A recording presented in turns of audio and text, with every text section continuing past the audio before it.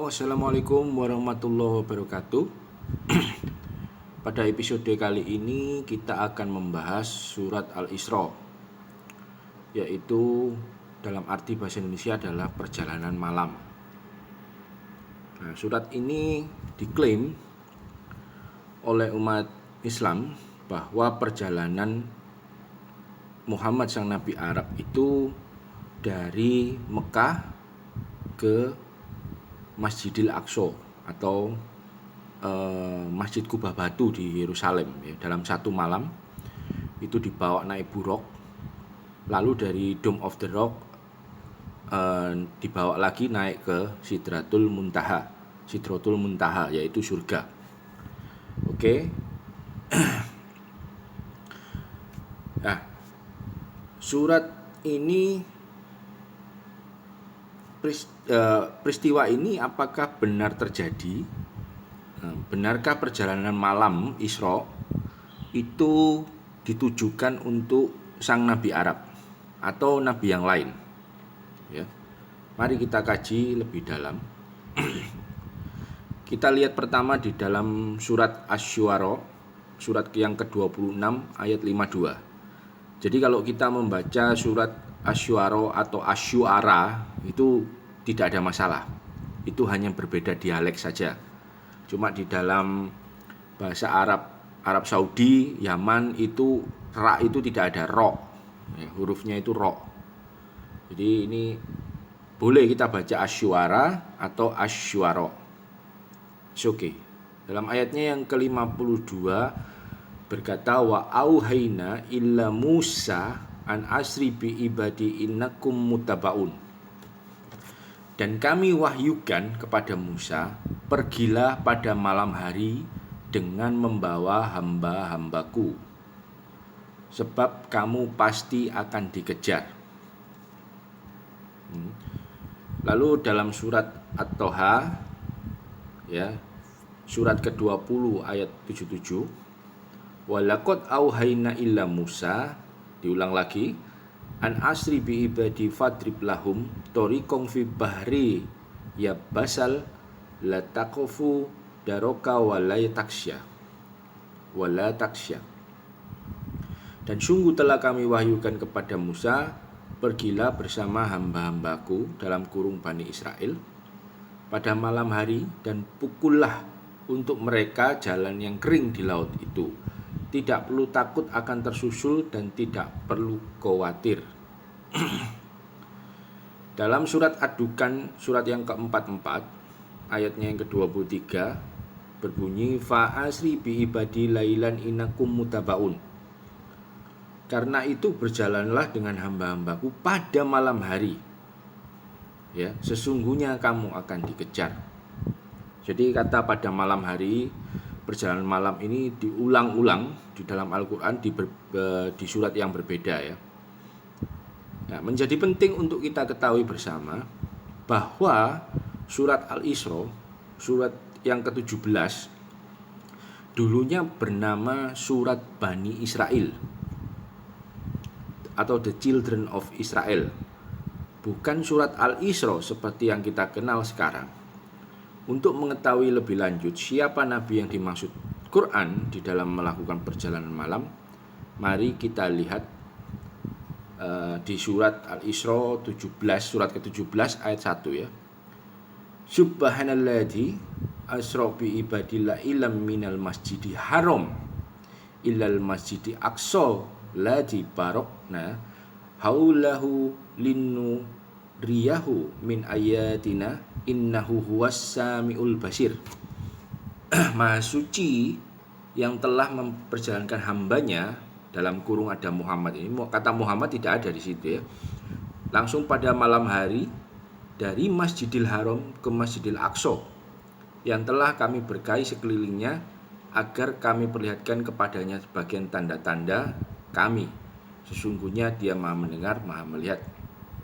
Ya, ini kata Muhammad dalam kurung tidak ada dalam teks aslinya, itu interpolasi yang disematkan dalam terjemahan. Nah, pertanyaannya, di mana Masjidil Haram? Kalau itu bukan merujuk kepada sang Nabi Arab, Tapi Masjidil Haram itu yang eksplisit disebutkan Al-Quran itu di mana? Dan Masjidil Aqsa yang dimaksud di situ ya. Kalau kita ingin mengetahui di mana dua tempat tersebut, kita harus merujuk kepada Bible Kristen atau kitab Perjanjian Lama, yaitu di Keluaran atau Exodus ya. Keluaran 24 ayat 16. Kemuliaan Tuhan diam di atas gunung Sinai, dan awan itu menutupi 6 hari lamanya. Pada hari ke-7 dipanggilnyalah Musa dari tengah-tengah awan itu.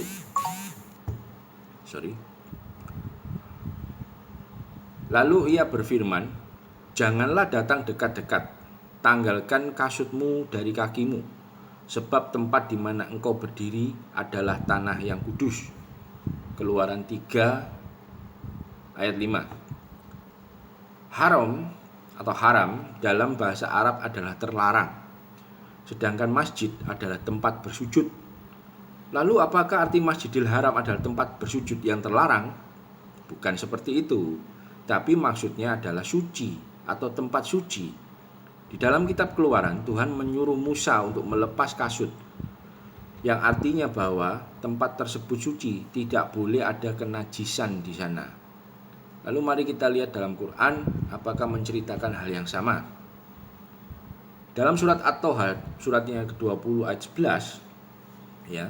Falama ataha nudiya ya Musa.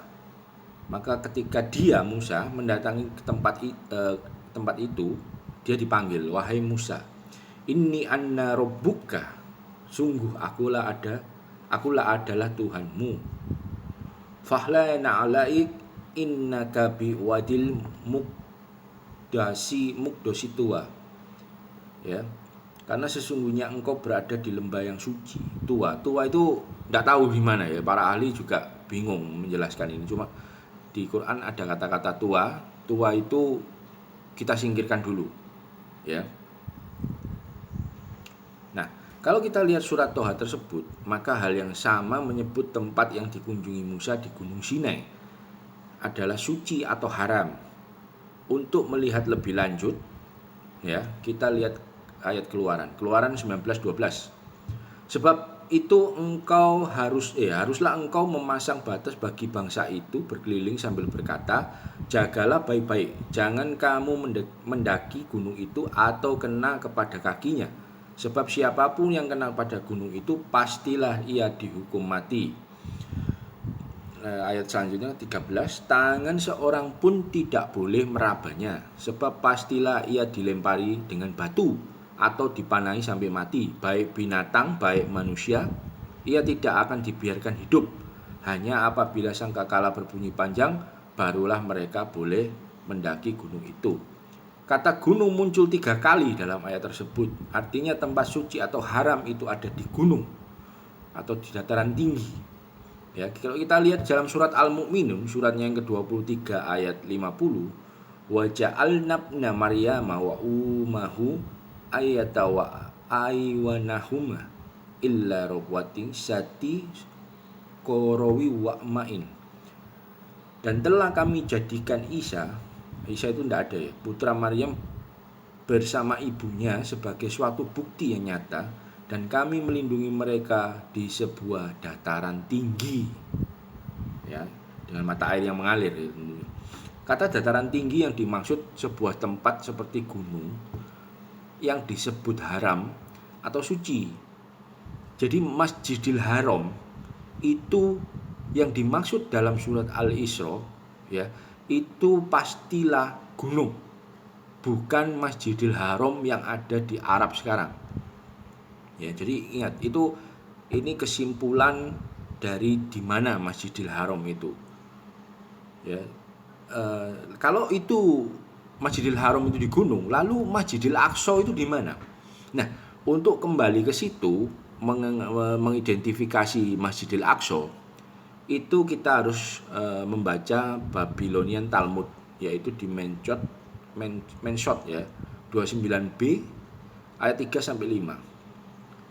Jadi ada Rabbi Yehuda ya, mengatakan bahwa berkata, ketika Musa naik ke atas surga, ia menemukan yang maha kudus.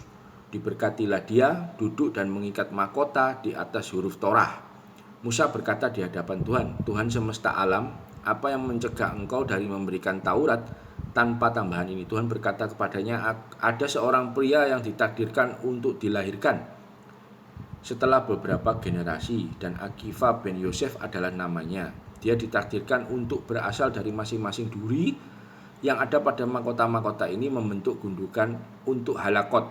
Nah, halakot itu apa saya juga kurang tahu, tapi ini Talmud berkata seperti itu. Demi kepentingannya itulah mahkota itu harus ditambahkan ke dalam surat-surat Taurat. Nah, Musa berkata di hadapan Tuhan, Tuhan semesta alam, perlihatkan dia kepadaku.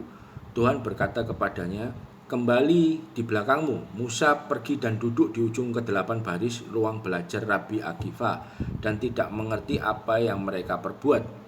Kekuatan Musa berkurang karena ia mengira pengetahuan Tauratnya kurang. Ketika Rabbi Akiva tiba di diskusi tentang satu hal miliknya, muridnya berkata kepadanya, Guru, dari mana Anda mendapatkan ini? Rabbi Akiva berkata pada mereka, ini adalah halaka atau halakot ya, yang dikirimkan pada Musa dari Sinai. Nah, dari Sinai ya, ini saya kasih huruf besar semua. Kapan Musa mendengar ini, pikirannya tenang karena ini juga bagian dari Taurat yang harus menerima. Jadi kitab Talmud itu adalah kitab-kitab Rabi Yahudi.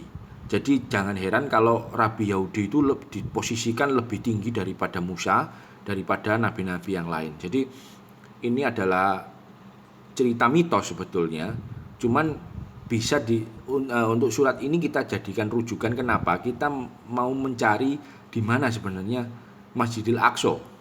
Ya. Musa kembali dan datang di hadapan yang kudus. Diberkatilah dia dan berkata di hadapannya, Tuhan semesta alam, engkau memiliki seorang lelaki sebesar ini. Engkau masih memilih untuk memberikan Taurat melalui saya. Mengapa? Nah, jadi Rabbi Akiva itu digambarkan lebih besar. Tuhan berkata kepadanya, diamlah, niat ini muncul di hadapanku. Musa berkata di hadapan Tuhan, Tuhan semesta alam, engkau telah menunjukkan Taurat Rabbi Akiva kepada saya. Tuhan berkata kepadanya, kembalilah ke Yerusalem, atau kembalilah ke tempatmu berasal. Musa kembali dan melihat bahwa mereka menimbang daging Rabbi Akiva. Jadi Rabbi Akiva itu sudah dibunuh di dalam dunia nyata dan disiksa sampai mati oleh orang Romawi. Dan Tuhan semesta alam, ini Taurat dan ini miliknya. Tuhan berkata, diamlah, niat ini muncul di hadapanku. Ya. Jadi kitab Talmud ini saya juga kurang mengerti karena saya juga tidak bisa bahasa Ibrani. Talmud dalam bahasa Inggris ada, tapi saya belum punya bukunya. Jadi Talmud ini kalau saya bilang berisi cerita-cerita mitos, ya, cerita-cerita apokrifa yang meragukan. Jadi Yesus ada di neraka, dibakar, di panci yang panas. Lah ini suatu mitos ya. Tapi ini perlu untuk menunjuk secara geografis bahwa di manakah letak Masjidil Aqsa. Kalau kita merujuk Talmud bahwa ada sebuah cerita Musa naik gunung Sinai Al-Haram, ya, menuju ke surga, lalu kembali turun ke tempatnya Yerusalem, ya, Al-Aqsa. Jadi jelaslah bahwa yang dimaksud Al-Aqsa itu adalah Yerusalem. Dari penjabaran tulisan saya ini, kesimpulannya, nah ini kesimpulan ya, kita masuk ke surat Al-Isra dulu, namanya adalah surat Bani Israel. Ini dikonfirmasi benar oleh sejarawan Islam sendiri, yaitu Ibnu Arus. Ya, dalam bukunya yang kemarin saya episode kedua atau pertama itu yang saya bilang Exegesis of the Quran, ya. Tempat suci Al-Haram yang dimaksud adalah Gunung Sinai, tempat Musa bertemu Tuhan dalam nyala api. Yang dimaksud Al-Aqsa adalah kota Yerusalem, bukan Dome of the Rock yang seperti diklaim umat Islam selama ini. Perjalanan malam tidak pernah dimaksudkan kepada Muhammad Nabi Arab, tapi kepada Musa. Nah ini ya, pemimpin Bani Israel. Syiah mengklaim bahwa kisah perjalanan Muhammad Nabi Arab itu adalah kisah tipuan Abdul Malik bin Marwan. Ya. Menurut Syiah, ya ini menurut Syiah ya, keyakinan mereka, Muhammad sang Nabi Arab langsung diangkat ke surga tanpa melalui dari haram ke Aqsa lalu ke surga, tidak, tapi langsung diangkat dari surga. Jadi jarinya Tuhan itu nempel di tangannya Musa, lalu Musa langsung diangkat begitu ya. Itu dari Syiah ya. Perjalanan Muhammad sang Nabi Arab dari Mekah ke Yerusalem adalah mitos yang kemungkinan diadopsi dari agama Zoroaster di Persia. Ya, jadi ini sampai sini dulu ya, pengkajian surat Al-Isra, yaitu perjalanan Isra Mi'raj ya, yang di dalam Islam itu juga dirayakan. Jadi begini ya, saya membuat video-video ini bukan untuk mendegradasi keimanan orang Islam. Ya, yang saya permasalahkan itu adalah sejarahnya. Jadi selama ini kalau kita belajar agama ya, apalagi Islam, kita diajarkan tidak boleh mempertanyakan Al-Quran. Kalau mempertanyakan Al-Quran itu sama dengan murtad ya, atau kafir.